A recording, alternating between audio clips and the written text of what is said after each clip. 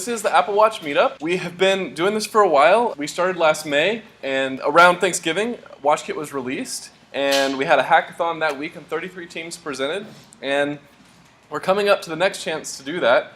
The Saturday after WWDC, we're going to have another hackathon, and I hope to see all of you there. If you're a developer or a designer, you can build something for the watch. There's going to be plenty of free learning that week because both WWDC and Alt Conference will be live streaming. So there's no excuse not to learn something and try something new in the hackathon. So that said, what I wanted to do to just kind of break the ice a little bit is show a little bit of the Apple Watch since I have one right here. If I swipe down, then I can get my notifications, and you can see that some of the people in the audience have been commenting on Meetup. So we'll have to check those out later. If I swipe back up, and then if I swipe up from the bottom, I can get access to my glances. So there's a few different ones. So this is music, and heart rate, and the battery, and that's my activity for the day. So those are all pretty fun. And then the digital crown is the button on the side that spins. You can open up any app, like we'll say music here, and so if you press the digital crown, you'll go back to the home screen. And if you hold the digital crown, then you can get Siri, open activity,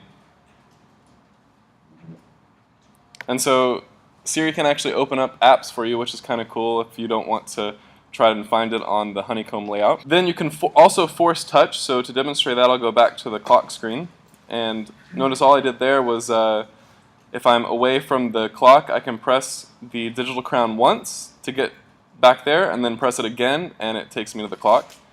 And then if I force touch down, so press hard, then it brings up all the different options that I can use. So we'll go with the jellyfish. So there we go, got our jellyfish. And then we can also press the bottom button, which is a shortcut to get to your favorite contacts, and you can set these up in the Apple Watch app on the phone. And when you press on one, you'll have access to call them, send them a message, or if they have an Apple Watch, then you can do the cool stuff where you can draw them a picture or tap on the screen, and they'll feel it on their wrist with the Taptic engine. And so if we double click the communication button, which is the second button on the side, then it'll bring up Apple Pay. Right now I don't have any cards, but I'm hoping to get one in there soon.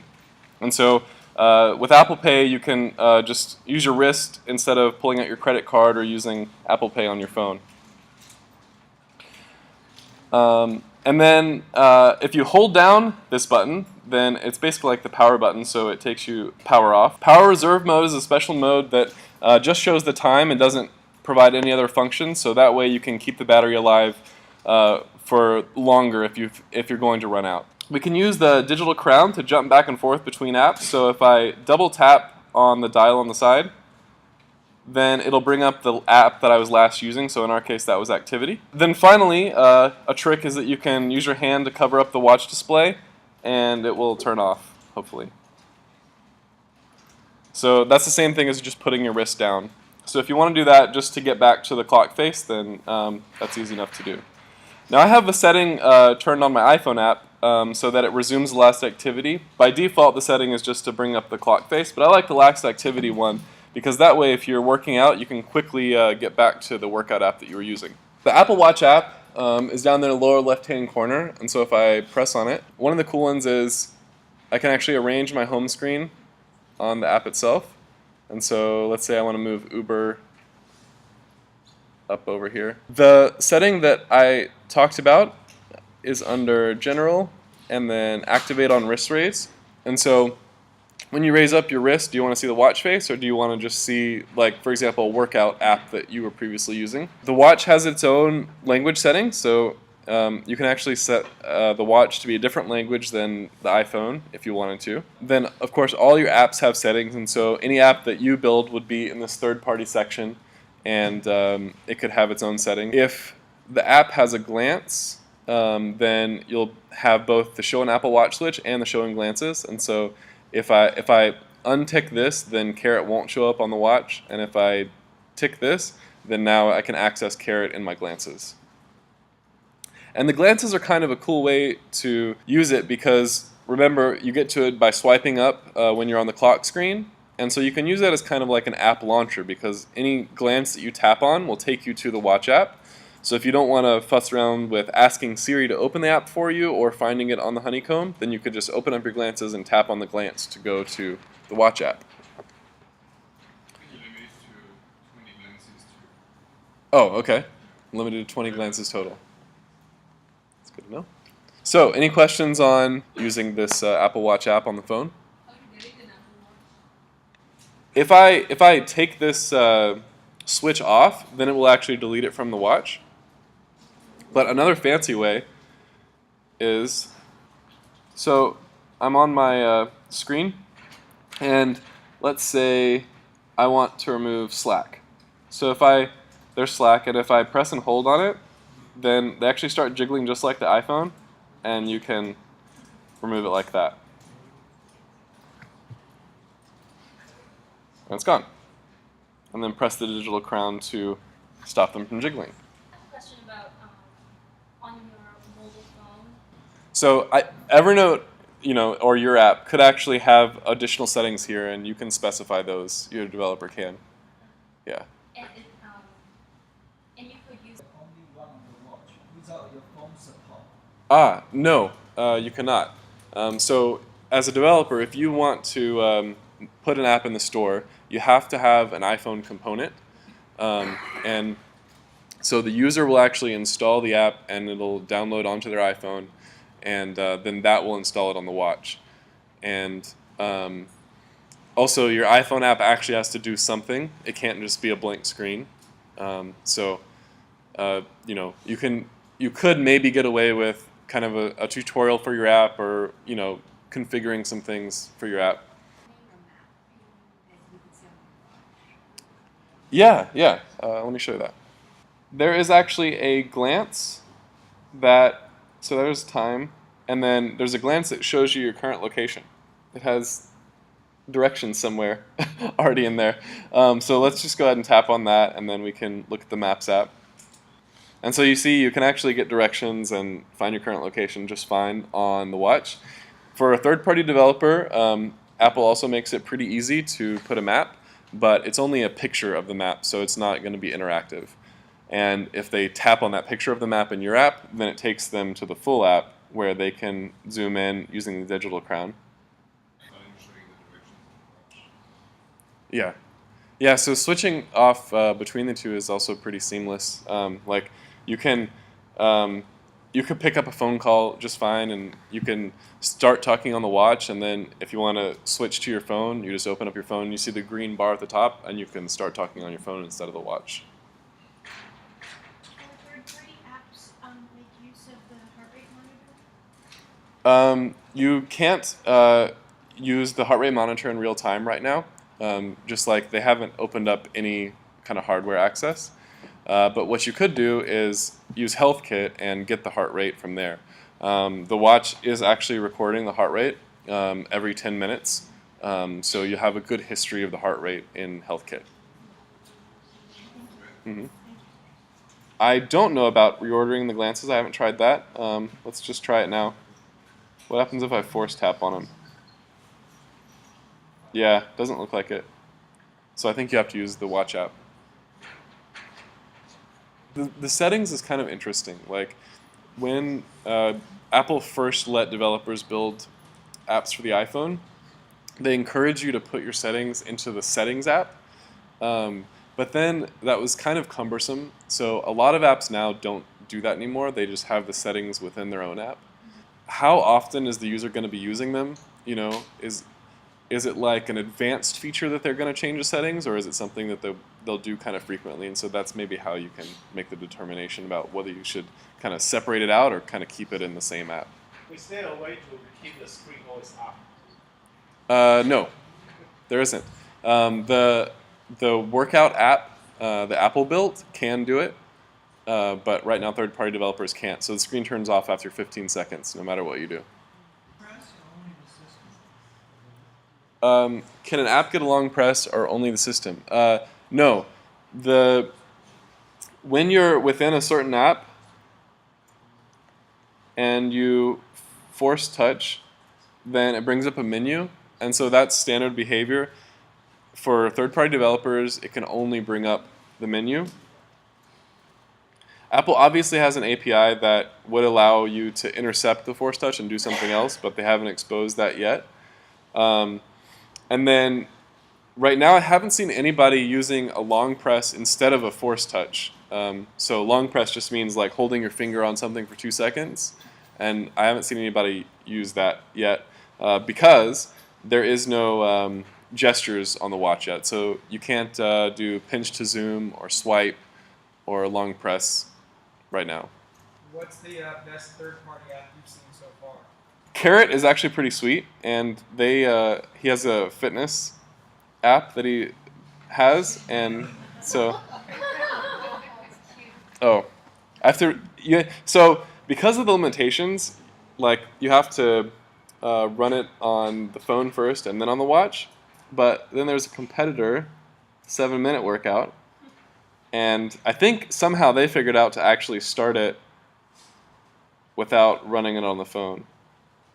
So I'll just show you that. And it actually has audio. Did the jumping jack was just coming down? No, yeah. It doesn't know that yet because we don't have the access to the motion. So Hotel Tonight is pretty cool. You can book a room.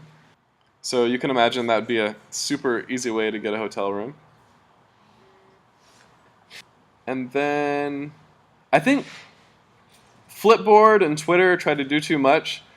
Pandora is pretty sweet, except for the fact that here's one that you'll notice they didn't test it enough on the watch because it takes forever to load.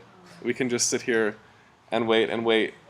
But once it does load, it's cool because then you have access to all your different stations and you can start one playing. It plays through the phone. That's weird. Yeah. But there is audio on the watch, right? There is audio on the watch. So you can, if you set up Bluetooth headphones through your phone, then the watch will know about them, and then you can just go running with the watch and not have your phone, and you can listen to music. So Uber's pretty sweet, and so last month we learned how to make animations like they did in the Uber app. So if you're interested in what you see here, check out the blog post and video from that. But this lets you call a car really quickly. The only downside is these apps rely on a lot of networking, and so they can be really slow to load up. Running and listening to. Yeah. Well, not Pandora, but the music app, because you can store music files on the watch. Yeah. And how much storage does it? It has 8 gigabytes, but I think you can use up to 2. And third-party apps have access to the NFC technologies. Yeah. So Starwood hotels, like the W Hotel, they're using the NFC so that you can get into your room door without having a key card. But right now we can't do that. They're like a special partnership with Apple. Is there a volume control? Yes. Yeah. So there's a little volume control on the bottom, and I can go up and down. And you see on my phone, it's actually adjusting it. What happens if the phone, is there like a range or something and the phone needs to be with? So it operates over Bluetooth, and the newest Bluetooth is actually pretty good. So you can be quite far away. I mean, I've been like in a different room on the other side of my house, and it still worked. I was able to pick up a phone call. But once it's completely out of range, then the third-party apps just won't work. Call back over Wi-Fi when you have Bluetooth range? Yes, so it does have Wi-Fi in it. The Pandora app that did not have that plus and minus. So they have the image that goes on the bottom. So yeah, they just made their own image and then tell it when to go to the next frame. How much battery does the watch take from the iPhone if they're tethered together? So the reason why it uses the phone battery is because it's communicating over Bluetooth all the time, and there is a battery impact from that, but I don't know exactly what it is. Basically sucks up its own battery in the iPhone. On the watch, except for the health, useful. Every app doesn't necessarily need a watch app. I mean, like I said, the like the Flipboard app, I think is kind of useless, even though they built it, because you're not going to sit on here and read an article. And when you get to the end of the article, it says to go and look at your phone, and that seems kind of lame. The purpose is to kind of bring you back to real life, right? You know, from what I heard from some of the Apple designers, they were worried that people were looking at their phone all the time, and so by having their watch, their goal was to try to get you to quickly see what you need to see and put it back down instead of staying engrossed on it. So I can scroll down, but I only get a paragraph and then I have to continue reading on the phone. If some of you have been in the group for a while, you might remember that we made a Hello WatchKit app right after we got access to WatchKit. And so what I wanted to do is kind of show that again, and then we could try to put it onto on the watch I have here.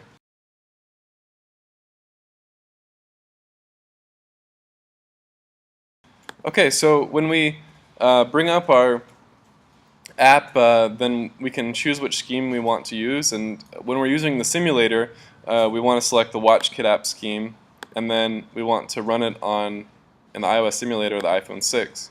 And so I'll just show you what that looks like really quickly.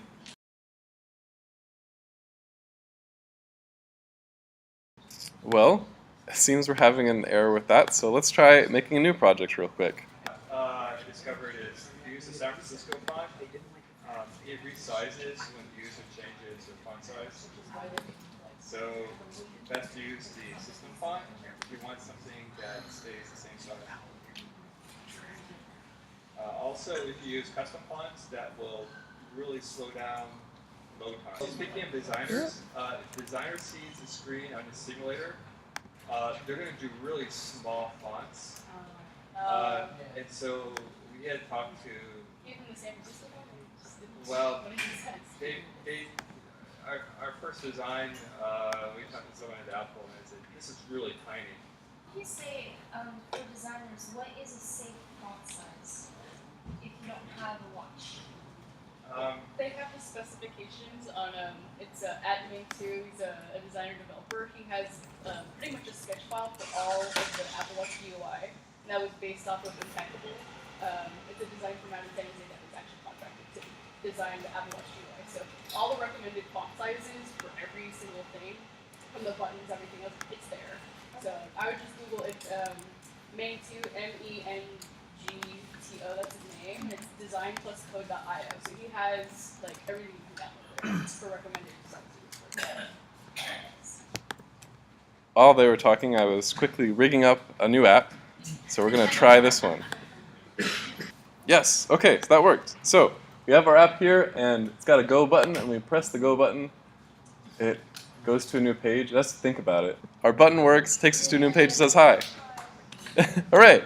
So now when we want to do this on a real device, the first way that I like to do it is to switch over to the iPhone app, and that way, when you select your phone, my phone is named Network. So I got my iPhone app installing on Network, and so now when I press run, I have to make sure I'm on the right team first, and it builds it, and takes it over to my phone, and then it should fire up. But the cool thing is that as soon as it does that, then it's also installing it automatically on the watch. Okay, well, thank you all for coming.